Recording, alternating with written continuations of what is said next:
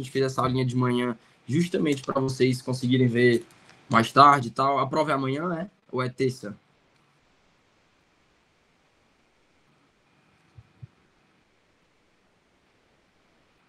Amanhã. Beleza. Não, então pronto, ficou perfeito. Para quem não me conhece, eu sou o David, certo? Eu sou um dos presidentes da Liga, junto com o Vitor e com o Carlos. O Vitor foi o que deu aula para vocês ontem. Essa aqui é a última aula dessa sessão que a gente fez para vocês. Essa foi uma iniciativa nossa desde o semestre passado, que muita gente da nossa turma tinha dificuldade em pneumologia, e aí a gente pegou o pessoal para fazer uma monitoria com a autorização do professor Marcelo Jacó, para fazer essas monitorias para vocês, né? E o feedback tem sido muito bom. Depois dessa aula aqui, espero que vocês tenham gostado. Espero que, por enquanto, já estejam gostando de todas as aulas que a gente está fazendo. Então, hoje eu vou falar aqui de afecções pleurais, certo? Eu sou o David, eu sou do 4º semestre. Essa aula aqui deve ter sido o Dr. Fernando que deu. É uma aula que tem umas coisinhas diferentes, mas, em geral, é uma aula muito simples.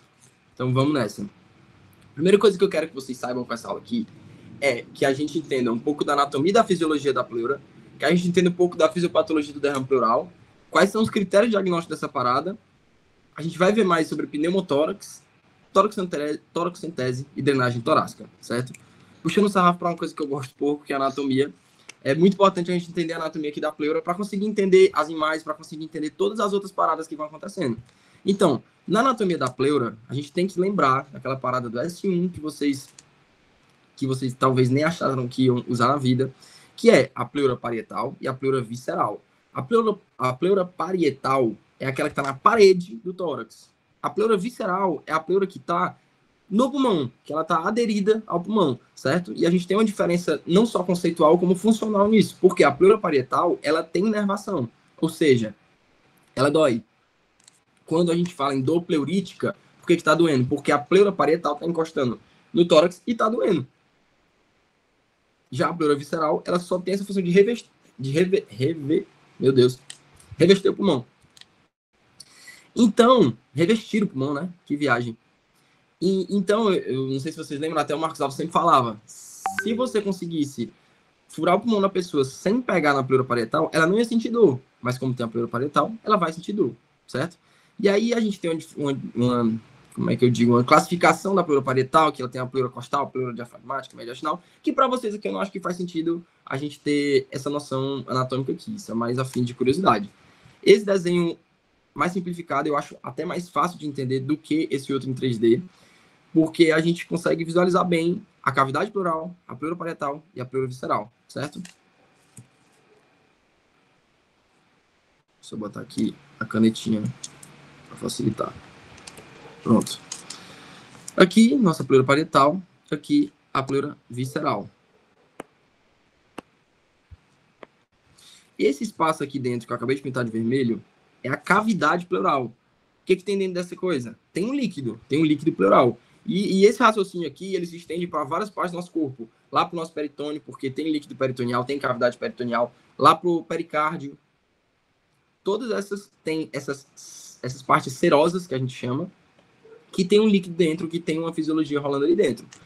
Como é que é a fisiologia da pleura, que tem umas imagens no slide do Dr. Fernando, que é um pouco parecido com essas aqui. Essas aqui são mais simplificadas, eu peguei desse vídeo aí do YouTube, para quem quiser ver depois. E as do Dr. Fernando eu não entendo absolutamente nada. Isso aqui faz mais sentido, fica muito mais fácil de explicar, certo? Ó, vamos lá. Pega aqui a pleura visceral e pega aqui a pleura parietal. Transfere elas para cá, certo? Então, beleza. Esse lado aqui é o pulmão que você já conhece. Aqui, ó, os alvéolos, os capilares pulmonares, ó, os mesmos capilares que a Rebeca falou para vocês, do espaço morto, do shunt. E aí, o que mais que acontece? Do outro lado, mais pro lado aqui da pleura parietal, a gente tem capilares sistêmicos, que é essa informação nova para vocês, e a gente tem uns vasos linfáticos parietais, certo? O que acontece aqui? Tanto os capilares sistêmicos quanto os pulmonares, eles vão jogando fluido, vão jogando coisas que tem dentro deles, dentro da cavidade pleural. Ó. Isso aqui é a cavidade pleural. E aí vai formando o líquido pleural. Além disso, as células em laranja, que são as células mesoteliais da pleura, elas também produzem glicoproteínas, uma par de coisa. E também tem as células azulzinhas aí da pleura parietal. Então, no espaço pleural, esse slide todo é para dizer a vocês que tem um ecossistema lá, entendeu? Que lá tem proteína, que lá tem glicose. E tudo isso é drenado por esse vaso linfático. E esses vasos linfáticos eles são como é que eu digo, muito potentes. Então, eles fazem uma drenagem muito eficiente. Então, se você tiver algum problema nesses vasos linfáticos aí, realmente algo vai acontecer com o fluido pleural, certo?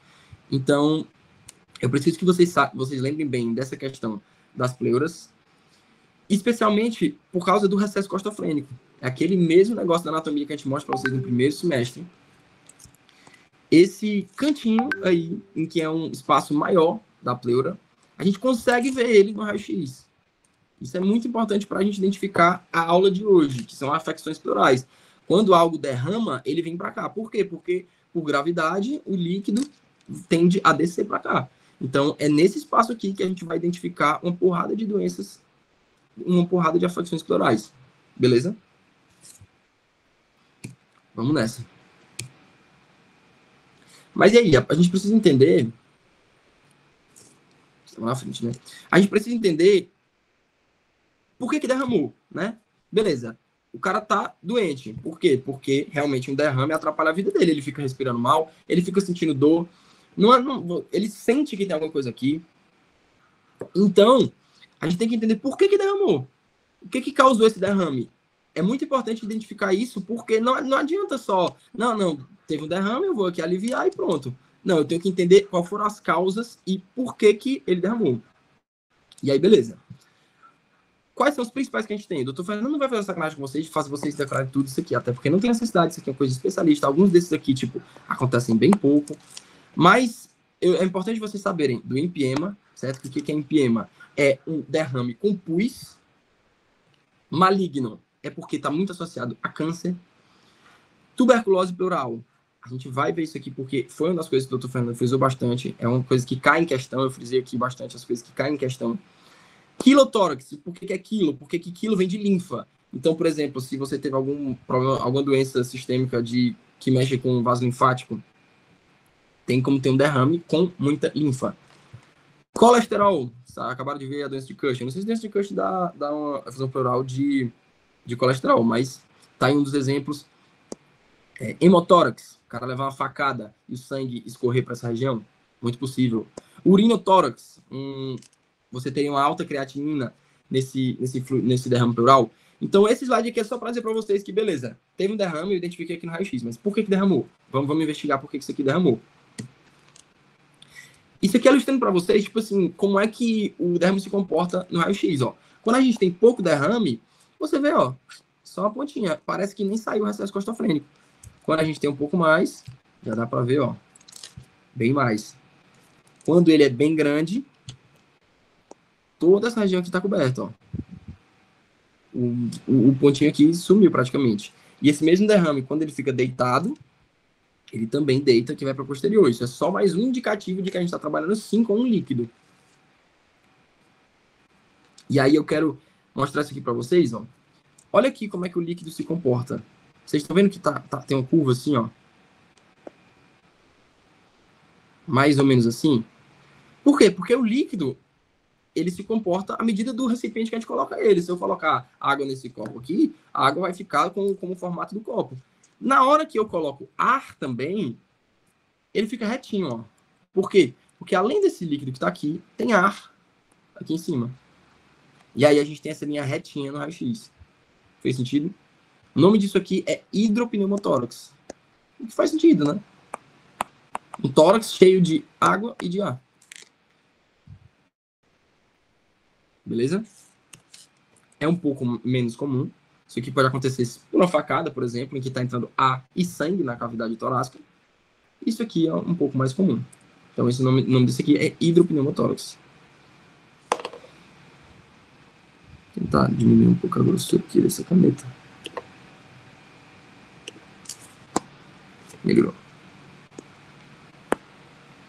Então, beleza. Vou seguir. Toracocentese. De novo, eu puxando o sarrafo aqui para anatomia, mas essa parte é importante. Por quê? Porque a toracocentese, ela é um procedimento em que o generalista ele tem que saber fazer. Não sei se todo mundo vai fazer, mas o generalista, tecnicamente, ele tem que saber fazer. E aí, eu vou pedir para vocês lembrarem de uma parada, lá do primeiro semestre, que o Marcos Alves adora isso aqui, todos os professores adoram isso aqui, porque é muito importante lembrar disso aqui. Não só decorar, como entender. Por quê? Não adianta entrar na cavidade torácica de qualquer forma, certo? Porque eu posso acabar gerando mais problema do que só solucionar o que eu queria fazer. Por quê? Quando eu tenho nossas costelas aqui, exatamente como está aqui nessa foto, embaixo da costela superior, pronto, preservar o vão, Maria, disso aí, a gente tem aqui o vão. O que é vão? Veia, artéria e nervo. E aqui embaixo a gente tem o contrário, que é o nave. O que acontece? Essa artéria intercostal aqui, ela tecnicamente vem de um ramo da aorta. Então, a pressão aqui é alta. Ou seja, você tem um calibre um pouco maior de sangue aqui. Não é algo tão significativo, mas comparado a esse navezinho aqui, ó, olha o tamanhozinho disso aqui. Nem se compara, entendeu? Aqui, se você pegar essa artériazinha aqui, você vai causar um sangramento, não só a artéria como a veia, né? Você vai causar um sangramento muito maior do que você causaria se você pegasse esse nave aqui. Então, qual é a necessidade de você pegar aqui em cima? Nenhuma. Por isso que a gente entra com a agulha. Olha o tamanho dessa agulha, velho. Isso aqui, meu professor do chá, não sei se alguém tá aí com o Antônio Mauro, ele disse que ele já teve que fazer algumas vezes na UPA que ele trabalhava. E aí, ele disse que todo paciente que ele faz isso aqui, o paciente morre de dor. Tem uma anestesia local, isso aqui é um campo cirúrgico, isso aqui tá tudo esterilizado. Tá bom, mas olha o tamanho dessa agulha, velho. Isso é muito grande. Então, isso já vai doer. E aí, imagina, tu vai fazer isso, tu pega um van, e além disso tudo, tu faz o cara sangrar muito. Tu pode até aumentar o hemotórax dele, dependendo da situação. Então, assim, não tem necessidade. Por isso que a gente faz. Tem que sempre lembrar essa frase. Da borda superior da costela inferior. Ou seja, da borda superior da costela inferior. Esse desenho aqui, ó, tá até errado. Mas eu não critico por quê? Porque é 3D. Então 3D fica muito mais difícil colocar um calibre menor. Mas, e o que ele tá frisando aqui? Ele tá frisando para que você veja o van com calibre maior. Para você não entrar aqui, para você entrar aqui, ó. Porque ele fingiu como se não tivesse nada, mas tem. Porque tem um nave. E o nave, ele é ramo do van. Mas é de um calibre menor e faz muito mais sentido lesar o nave. Tranquilo? E aí, o que a gente precisa saber na toracocentese é quando não realizar. Vamos lá. A gente evitou fazer uma porrada de coisa aqui para não sangrar, né? Então, num cara, vocês acabaram de vir de hemato, que tá tomando anticoagulante ou que tem uma plaquetopenia, esse cara vai sangrar. Então, eu não realizo a toracocentese em pessoas que estão em uso de anticoagulante e pessoas que estão com plaquetopenia importante. Eu não sei se vai entrar tipo, a questão do alívio de sintomas, porque é muito importante ter na cabeça que a toracocentese, além de ser utilizada para diagnóstico pegando o líquido pleural, ela é muito para alívio de sintoma, certo? Porque o cara tá incomodado aqui, o pulmão dele, ele não tá respirando direito aqui, com o pulmão desse lado aqui. Então, faz muito sentido eu drenar esse líquido que tá enchendo o saco dele, para ele começar a respirar de boa. Então, a gente não faz em paciente em uso de coagulante, não faz em paciente com plaquetopenia importante. E também não faz em paciente com lesões de pele, lesões de herpes zoster, impetigo, infecção bacteriana, tá certo? Quem tiver alguma dúvida, pode mandar aqui no chat ou levantar a mão que eu estou observando aqui pelo computador. E aí a gente chega numa das partes mais importantes, não só para a nossa prova, como para a prova de residência. Isso aqui cai mesmo em prova de residência. Eu não trouxe nenhuma questão, porque Deus livre vocês, né? Pelo amor de Deus, domingo, um bocado de gente deve estar tirando um atraso aí de um bocado de coisa. E ainda vou trazer questão de residência, viagem, né?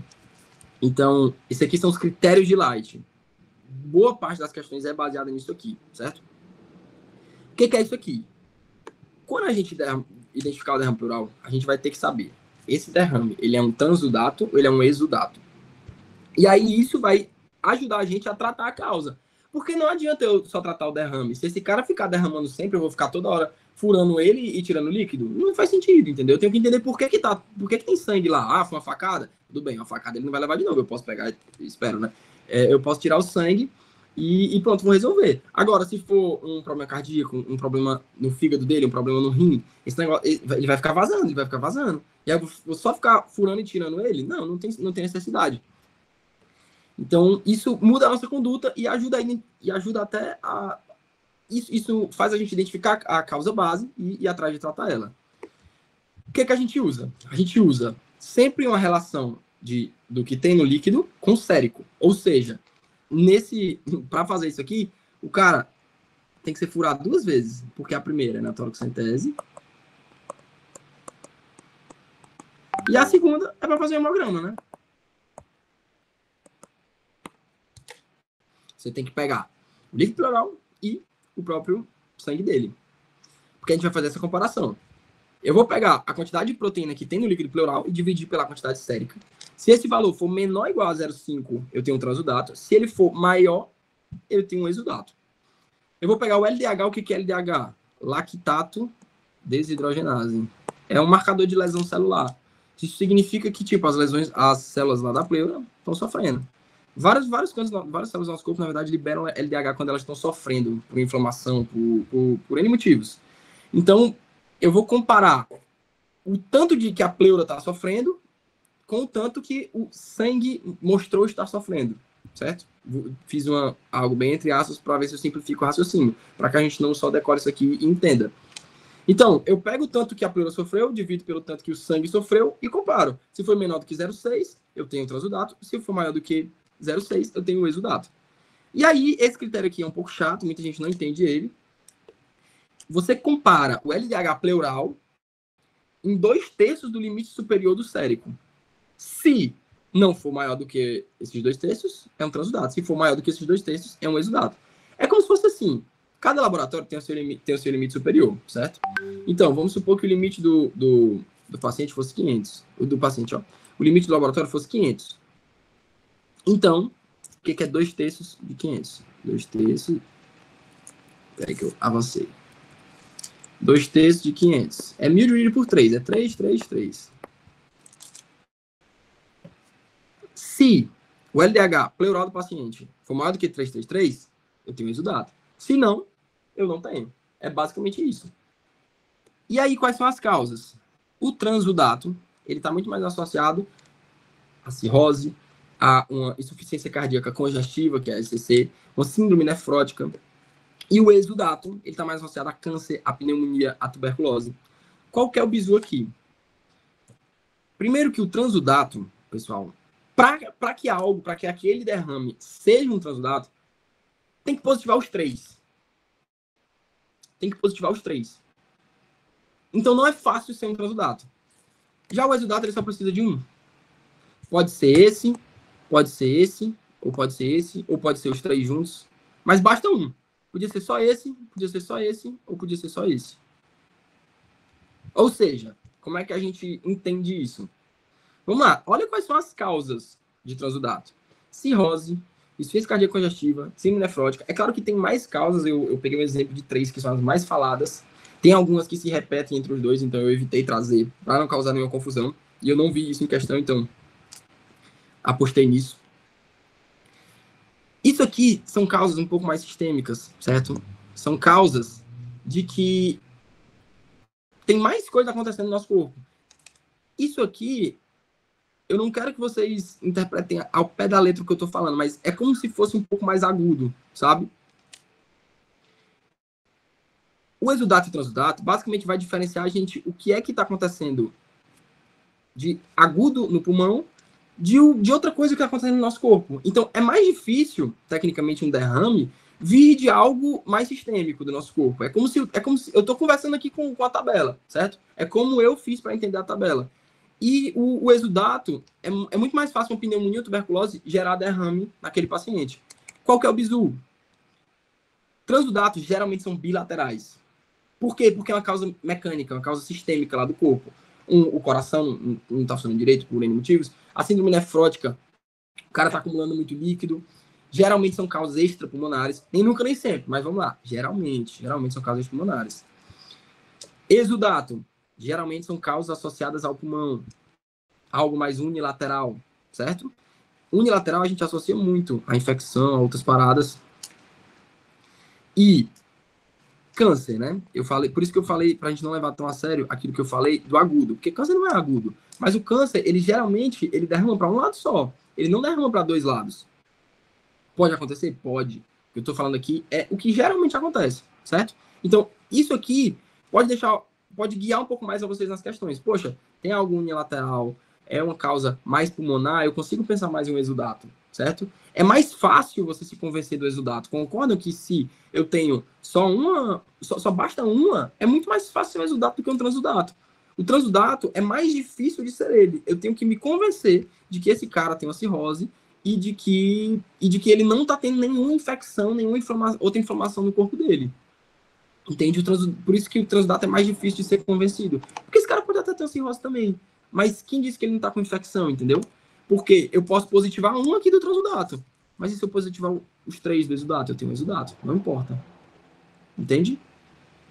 É um pouco complexo essa parte. Até peço que mandem aqui no chat se ficou claro ou não. Mas é bem importante. Isso aqui é o que cai nas questões, sabe? Se você souber a causa, você não precisa necessariamente funcionar. Meio estranho, né? Mas vamos lá. Toracocentese. Não é um procedimento invasivo? Não é um procedimento em que eu coloco anestesia local? Olha aqui o ambiente aqui que a pessoa está. É um ambiente que eu tenho que deixar estéreo, eu tenho que botar um campo cirúrgico. Se eu já sei a causa, eu me convenci de que esse cara está com um derrame pleural bilateral e ele é um senhor que está com insuficiência cardíaca e eu não quero funcionar porque é só dar uma furosemida para ele, um diurético, que ele vai vazar e vai tirar todo esse líquido aí. Eu posso me convencer disso. E aí eu não preciso furar o coitado, entendeu? Não preciso machucar ele. Não preciso fazer essa toracocentese. Por que é bom? Porque ela alivia os sintomas. No caso que eu falei, só um diurético já iria aliviar os sintomas, porque ia resolver o derrame dele. Mas em alguns casos a gente não tem como saber. Quando você não sabe, o que é que te impede desse mesmo senhorzinho que tem, se você está com câncer? Entende? Vamos supor que um lado derramou mais do que o outro. Derramou um pouquinho aqui, mas o outro lado aqui derramou muito.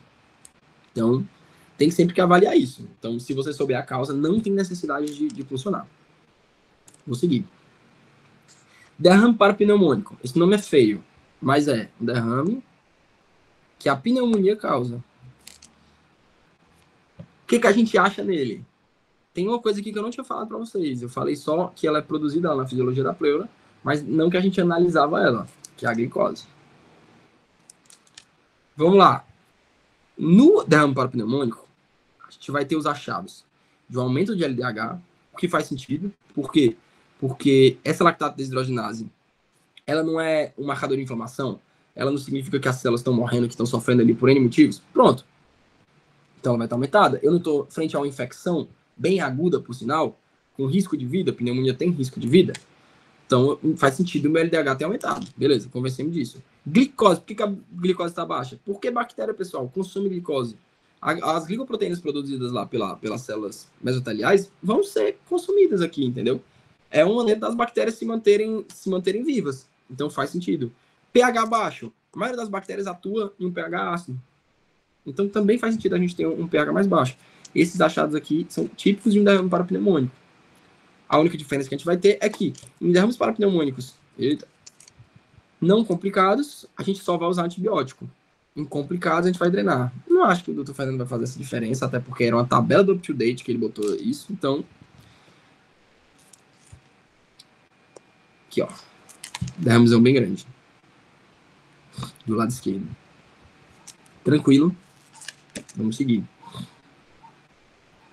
Qual que é a questão também do derrame parapneumônico? Tem empiema com ele, sabe? Muitas vezes tem empiema associado, produção de pus. E aí leva todo um espessamento que o Dr. Fernando colocou várias imagens na aula dele. É algo mais complexo, algo que mexe lá com a cirurgia torácica, mas realmente a pleura ela fica mais espessada. E o que é um problema bem grande, porque tem que fazer essa limpeza, basicamente. E aí, chegamos na tuberculose pleural. O paciente com tuberculose pleural, ele vai ter tosse, ele vai ter dor pleurítica. E a gente realmente vai pensar muito mais em uma só tuberculose do que uma tuberculose pleural, né? O que é interessante é que a tuberculose pleural é o segundo sítio que a tuberculose mais atinge, certo? A tuberculose ela não atinge só o pulmão, a gente tem tuberculose óssea, que é o mal de Pote, tem tuberculose mamária. A tuberculose ela é uma doença que ela pode afetar vários sítios diferentes. A tuberculose pleural é o segundo que ela mais atinge. Então, realmente a gente vai pensar em tuberculose normal, né? E não tuberculose pleural. Não sei se cai tuberculose na prova de vocês agora. Mas vou que a gente já dá uma revisada aqui.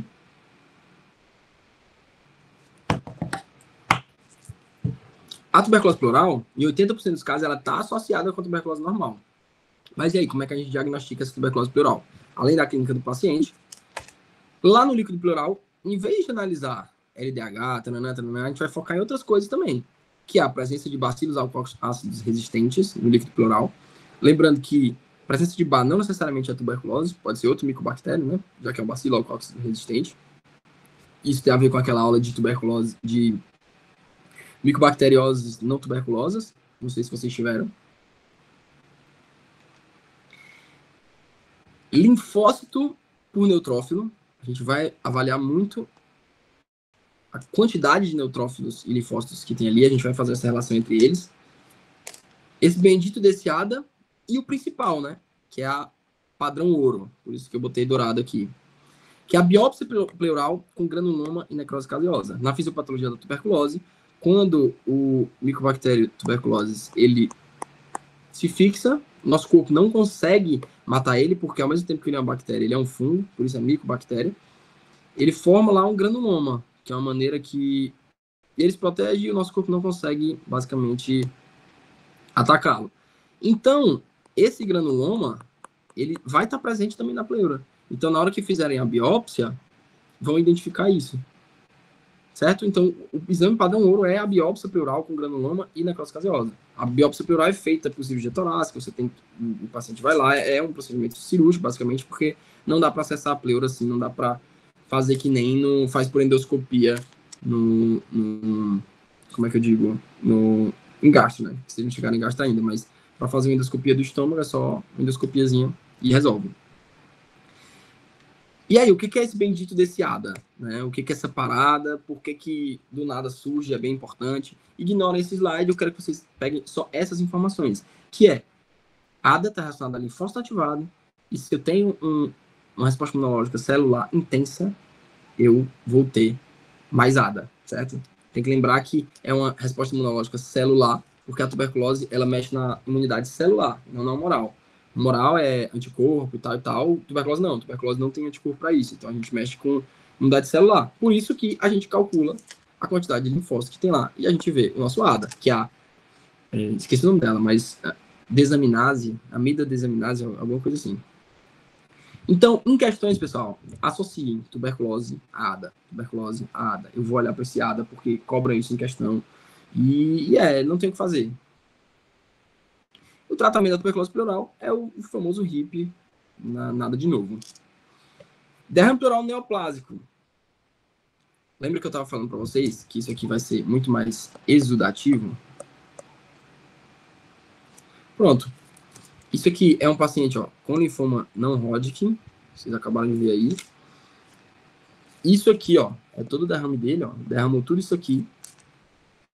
Isso aqui a gente está vendo uma imagem de perfil. No líquido pleural, eu vou identificar células malignas que podem ser causadas por quê? Por causa de um câncer de pulmão, por causa de linfomas, por causa de outros cânceres. Eu só citei esses dois aqui. Mas é importante a gente saber que nem todo derrame pleural do câncer, tipo, o paciente está ali com um câncer, beleza. Mas nem todo derrame pleural derramou por causa do câncer dele.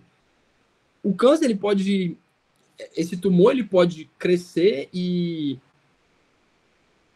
coibir o funcionamento de alguns alvéolos, fazendo ali uma telectasia, gerando uma pressão negativa e causando um pouco de derrame no lado contralateral. Ele pode... O câncer, ele deixa o corpo no estado de hipercoagulabilidade, que a Mari falou para vocês na aula, que é um dos componentes da tríade de Virchow. Então, é muito mais propenso do cara ter um TEP, ou de ter pequenos TEPs também. E isso vai fazendo o derrame, certo? Então, basicamente, o que vocês precisam saber aqui no neoplásico é a presença de células malignas no tecido pleural, e identificar a clínica do paciente, um paciente mais com febre, um paciente com quadro mais arrastado, um paciente que emagreceu. E a gente chega aqui no pneumotórax, que é o último da aula, e aí eu parto com as questões. O pneumotórax, a gente precisa sempre identificar se ele é primário ou se ele é secundário. Muitos dos primários vão ser espontâneos, certo? O que é que causa o nosso pneumotórax primário? Os famosos blebs, que o que é o bleb? É como se tivesse aqui o nosso vaso sanguíneo e usualmente tem umas bolhas ali por N motivos de formação deles. Às vezes essas bolhas se estouram E esse ar pode acabar gerando um pneumotórax. Uso de drogas, cheirar cocaína, fumar marihuana, o crescimento da pressão transpulmonar, que isso aqui a Rebeca falou para vocês, manobra de Valsalva, mergulhar, né? Por isso que existe tanto treinamento para mergulhar.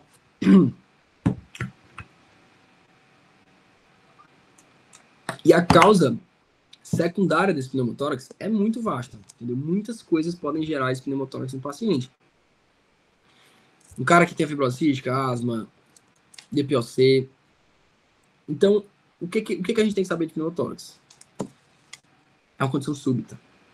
O pneumotórax, ele é um diagnóstico diferencial. Eu não sei se vocês já tiveram o osso de vocês, mas o pneumotórax, ele é um diagnóstico diferencial de TEP, por exemplo. Porque o paciente, ele tá aqui de boa, ele vai dizer, não, doutor, tem uma hora que eu tô com dor de respirar aqui, toda hora que eu respiro, dói, dá uma pancada, eu sinto uma dor aqui, eu sinto incômodo. A diferença é que é uma dor localizada, ele consegue dizer, não, é bem aqui que tá doendo, porque é onde tá tendo a dor pleurítica, mas é uma condição súbita. Uma condição súbita, e se não resolvido, pode piorar na vida do paciente. A gente sempre tem que ter pneumotórax na cabeça em emergência, porque diagnóstico diferencial de infarto, diagnóstico diferencial de TEP. E TEP e infarto podem matar o cara. Pneumotórax normal, não sei se mata. Mas tem outro pneumotórax que a gente vai ver que realmente mata se você não intervir bem rápido. Então, vamos botar na cabeça que pneumotórax é uma condição súbita. Tem uma dispneia súbita, tem uma dor pleurítica súbita. Quem é a pessoa mais fácil de ter um pneumotórax? É um homem jovem, uns 20 anos de idade, alto e magro. Por quê? Não sei dizer. Mas esse é o perfil do paciente, certo? Que nem o lúpus gosta, que nem o lúpus tem bom gosto, né? Como dizem que gosta de mulher jovem, o pneumotórax espontâneo, ele pega esse cara aí. 20 anos, alto, magro. E é um pneumotórax espontâneo. Ele simplesmente acontece. Apesar de que, pelo raio-x, isso aqui é uma mulher, você consegue ver aqui que tudo isso, para quem não consegue identificar, é a cavidade torácica, certo? Olha aqui como tem um pulmão desse lado aqui. Olha aqui a trama vascular. Desse lado aqui, pessoal, tá tudo preto. O pulmão do cara é só isso aqui, ó. Do cara não, da mulher aqui, é só isso aqui. Isso aqui é o pulmão dela. Isso aqui tudo é ar.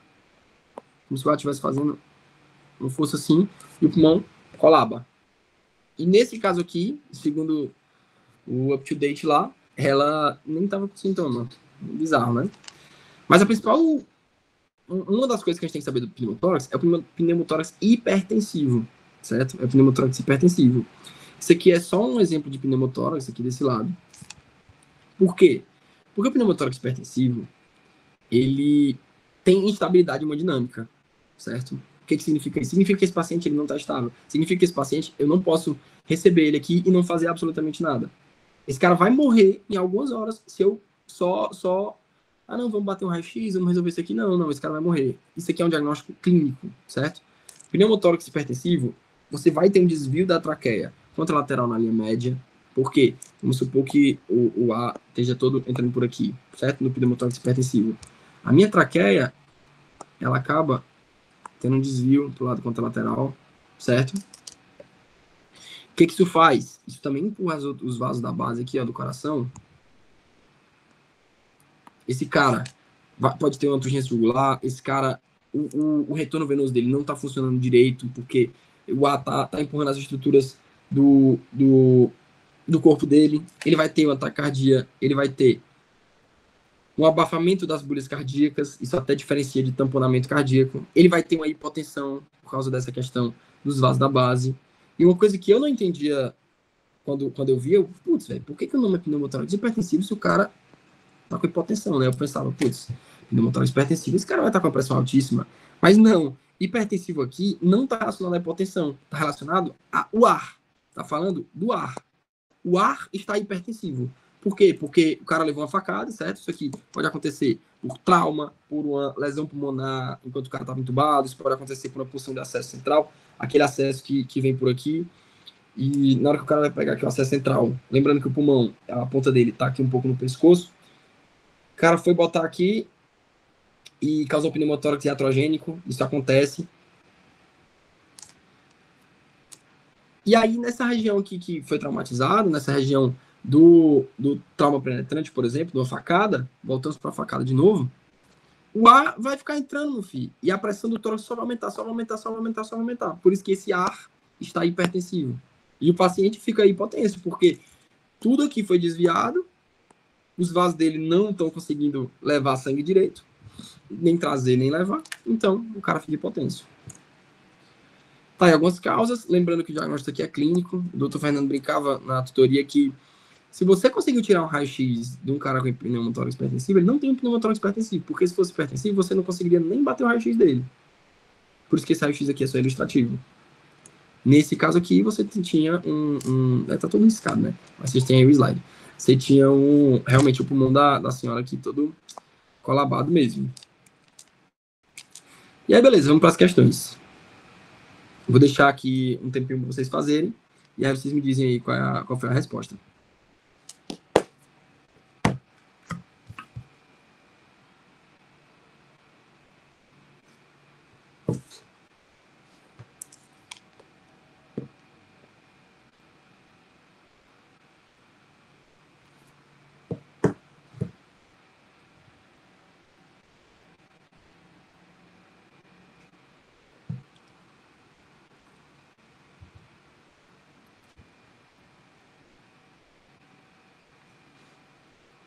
Cadê, deu bom?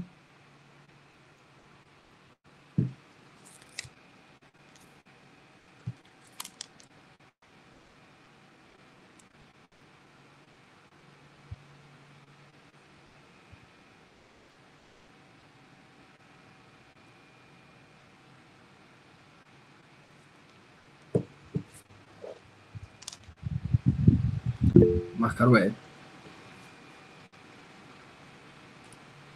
Isso aí. Bora entender por quê. Derrame para pneumônico.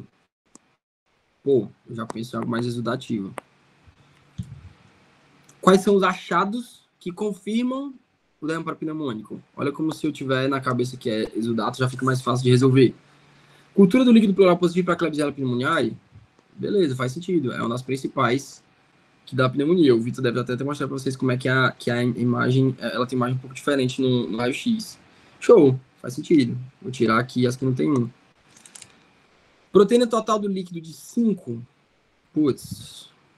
De 5 menor ou igual a 5, ou 0,5, né?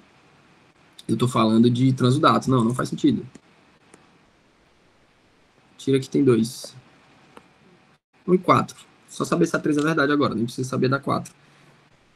LDH muito aumentado? Sim, faz sentido. É isso aí. Tem. Cuida na outra aí.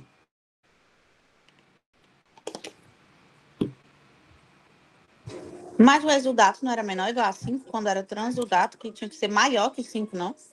Aqui, ó. Exudato tem que ser maior, né? Exato. E aí, no Pronto. caso lá, não tá 0,5? É porque eu acho que ele mudou a unidade de medida. Sim, eu Sacou? sei, mas ele tá igual a 5, então... Viajei. É isso aí. Na verdade, ó, eu me confundi isso ontem quando eu tava fazendo também. Olha aqui, a proteína total do líquido. Não importa a proteína total do líquido, saca? O que importa é a relação proteína pleural pela proteína sérica, sacou? Aí isso aqui tem que ser, para ser exudato, maior que 0,5. Entendeu? Eu expliquei errado na outra parte. Aqui tá falando da proteína total do líquido. Não importa a proteína total do líquido, entendeu? Eu não tenho comparação. Porque se eu tô falando da proteína do líquido, não importa. Como é que eu vou comparar com a do corpo? Se eu não. A do corpo, a sérica, né? Eu preciso ter esse fator de comparação. Porque se eu tenho maior que 0,5, significa que essa quantidade de proteína aqui tá se aproximando da quantidade de proteína sérica. E tá errado, né? Não é para isso estar acontecendo. Fez sentido? Eu não vi o nome de quem perguntou. Fez sentido. E o LDH, qual é a referência mesmo, hein? Do líquido pleural? Aqui, ó. 0,6. Não, No porque líquido, não tem 1.500, LDH de 1.500. sim. Porque também não interessa, porque o que não importa não é a comparação de ser 2 terços, né, não? É Também verdade, tu não me tem pegou não. agora. É porque eu acho que é uns 40 a do LDH. Mas essa aqui não é significativa, entendeu? O que mata essa questão é o pH baixo e o 1. Confesso que eu não sei o valor de referência do LDH, mas eu sei que 1.500 está muito estourado. Posso ver assim que finalizar a aula para mandar para vocês a referência da proteína do líquido pleural do LDH do líquido pleural. A gente vai ver também de glicose. Glicose, que se eu não me engano, é por volta de 40. Tá certo, Lídia? Eu te mando assim que acabar essa aula. Tá certo, obrigada, viu? Pronto, podem resolver essa.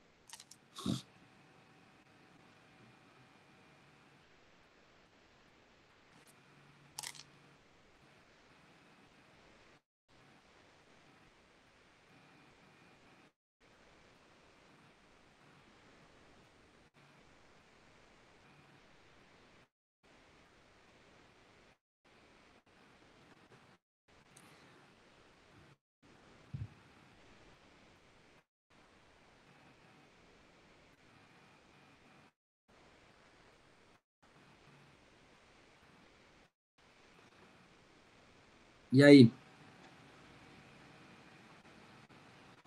Procurando aqui.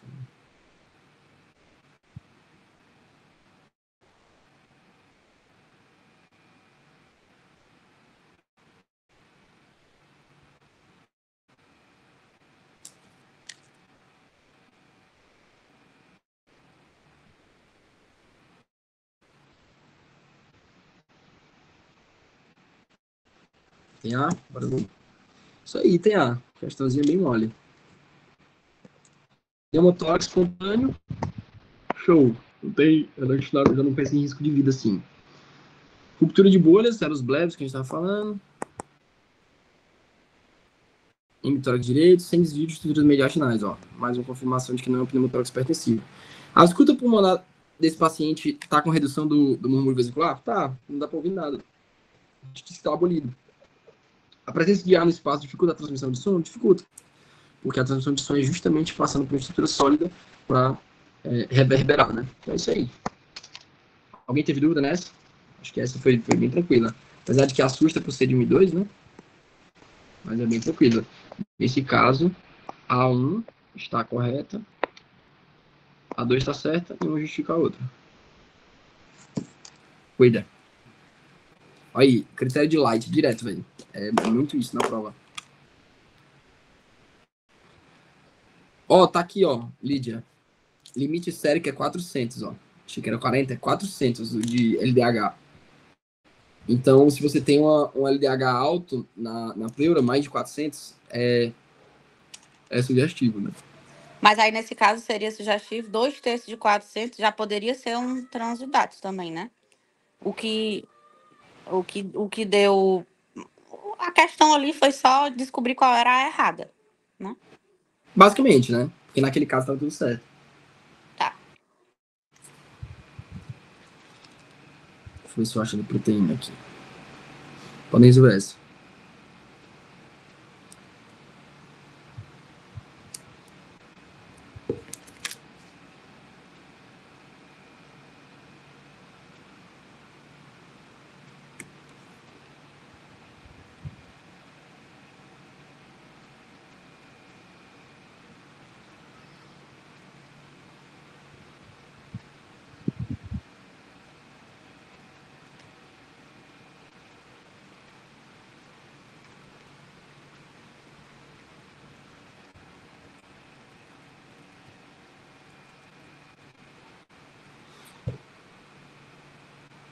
E aí, botaram o quê?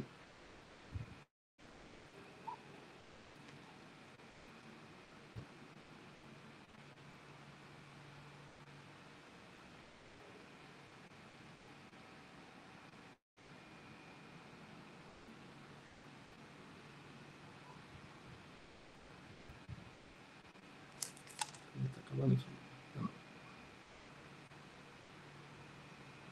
Vou passar. Nesse caso aqui é insuficiência cardíaca. Por quê? A gente não tem nenhuma informação do paciente mais. Relação do LDH. Isso aqui não é para você dizer se está certo ou está errado. Isso aqui é só para você analisar essas três aqui. Relação de LDH pleural sobre sérica abaixo de 0,45. Abaixo de 0,6, né? 0,45. Ok, é um critério para transudata. Relação da proteína pleural sobre a sérica. Proteína pleural sobre a proteína sérica. Está menor que 0,5. Ok. Mais o critério para transudato. 150, 400. Só fazer aqui. 2/3 de 400. 800 dividido por 3. Isso aqui não está maior. Então, transudato. Qual desses aqui pode ser transudato?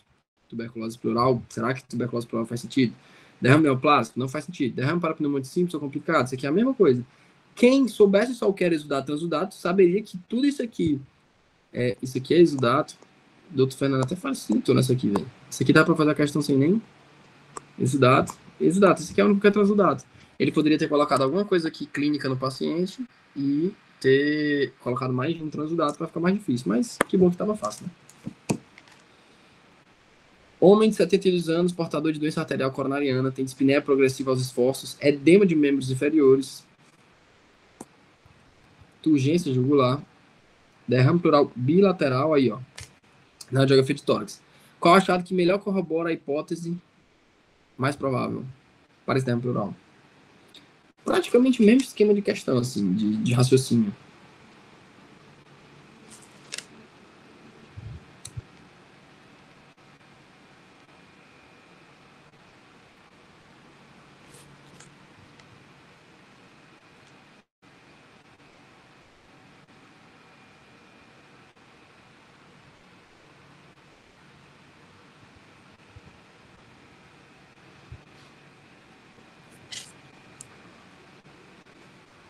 D.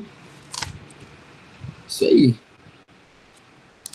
Isso aqui é muito sugestivo de uma insuficiência cardíaca. Muito sugestivo de um ICC. Derrame pleural bilateral. Lembra o bizu? Transudato. Não sempre, mas dá para fazer questão assim. Pô, pH ácido. Cara, não. Não, a gente tá. A pH ácido geralmente está associado a uma bactéria. Glicose, não. Saída de poliatroxentese, não. Tudo isso aqui está associado à pneumonia. Esse dado de proteína no líquido pleural de menor que 3, ou seja, de novo aí, Lídia, isso aqui está só no líquido pleural, eu acabei de ver aqui que tem uma relação de que menor que 3 é transudato, maior que 3 é um pouco sugestivo de exudato, mas eu não sei se essa fonte aqui está confiável. Eu vou te mandar no final. Acho melhor. Mas isso aqui é sugestivo de transudato, certo? Nem precisava saber desse dado. Se você soubesse que todos esses outros aqui são de pneumonia, porque eu falei que era pneumonia, e que tudo isso aqui é sugestivo de exudato, dá para matar a questão, sabendo que não é o exudato. Não sei mais quantos tem. Acho que tem alguns ainda. Homem, 32 anos, com tosse produtiva com expectoração amarela, febre vespertina, perda de peso, dor ventiladora dependente, ou seja, quando ele respira dói, há 3 semanas, usuário de drogas e morador de rua, isso aqui é muito sugestivo. Na emergência, realizou toracocentese diagnóstica. O que é que vai ter na toracocentese desse cara? Se vocês demoraram mais de 20 segundos para responder isso aqui, minha aula não rola de nada.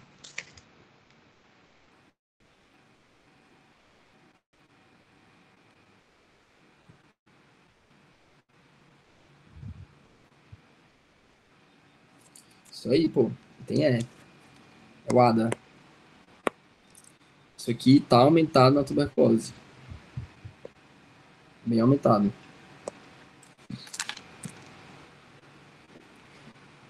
De novo o critério de Light, né? Pneumonia bacteriana piorou mesmo com o uso de antibiótico. Mesmo com o uso de antibiótico piorou. Radiografia que mostrou derrame pleural em um lado, após a toracocentese diagnóstica, cirurgião optou por drenar o tórax do paciente. O cirurgião justificou a drenagem na afirmativa a seguir. Na toracocentese veio pus, o pH foi de 7,8, a glicose do líquido pleural foi de 15, o LDH foi de 3.000. É só se perguntar quais estão associados à pneumonia. Também bem tranquilo. Tem bastante derrame parapneumônico, né? Bastante questão disso. Essa aula em si, as questões dela são fáceis, não são difíceis, não. A aula mais complicadinha eu diria que é TEP, talvez. Mas TEP tem umas questões bem fáceis também. Aquela de anticoncepcional, enfim. Vai responder essa aí. Isso aí é fácil também. D. Isso aí, tem D. Veio pus. Veio, porque parapneumônico geralmente está associado com empiema. Líquido pleural de 7,8. Não, isso está associado. Pneumonia está associado a um pH baixo. Glicose do líquido pleural de 15, ou seja, foi consumida, faz sentido, menor do que 40. LDH estourado, também faz sentido. Um homem de 25 anos teve um quadro de dispneia súbita e hipoxemia do ventilador dependente. Realizou uma radiografia de tórax que mostrou hipertransparência à esquerda com colapso pulmonar ipsilateral. Ou seja, ipsilateral é o contrário de contralateral. Ipsilateral é do mesmo lado. Muito fácil essa. São esses os níveis de questões que vão cair para vocês.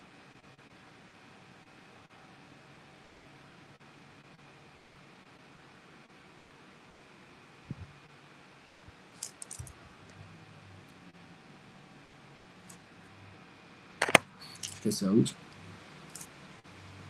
Perfeito. Pneumotórax espontâneo primário.